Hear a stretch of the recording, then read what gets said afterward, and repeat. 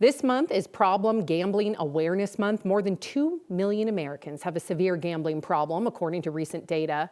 Another 5 million have mild to moderate gambling problems, and it has a real-world impact. Americans lose $14 billion each year to problem gambling, according to one industry think tank.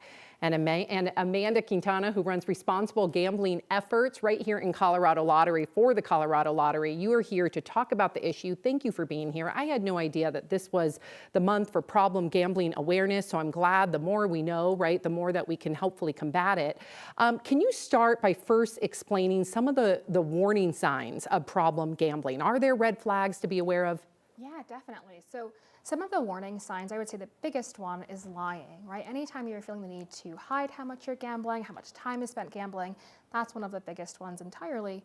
But also if you're having a hard time setting and sticking to a budget, if you're feeling the need to chase losses after losing with gambling, or you're just thinking about gambling more often, it may be a good time to just reassess your gambling, do a self-assessment, and check in. That's great information. And what resources does Colorado have to help someone who may be struggling with a gambling addiction?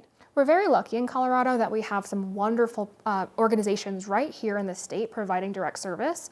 So we have the Problem Gambling Coalition of Colorado, who provides treatment, and we have Kindbridge, who also does treatment services, but there's also a national helpline that anyone can call just to find out what resources are available. So in addition to in-person resources, there's online podcasts, apps, all kinds of things just to really check in on your gambling play, see how it feels, and get some help.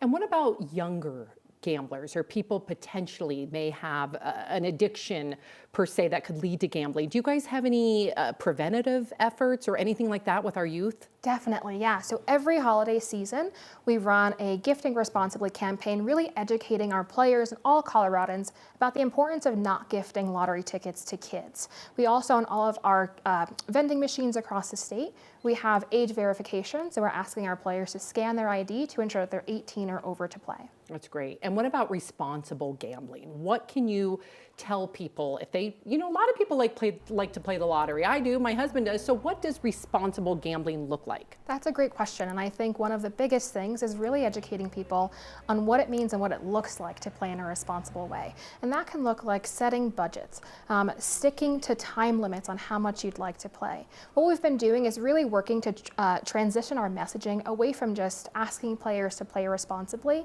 but leaning into positive play messages and really educating people.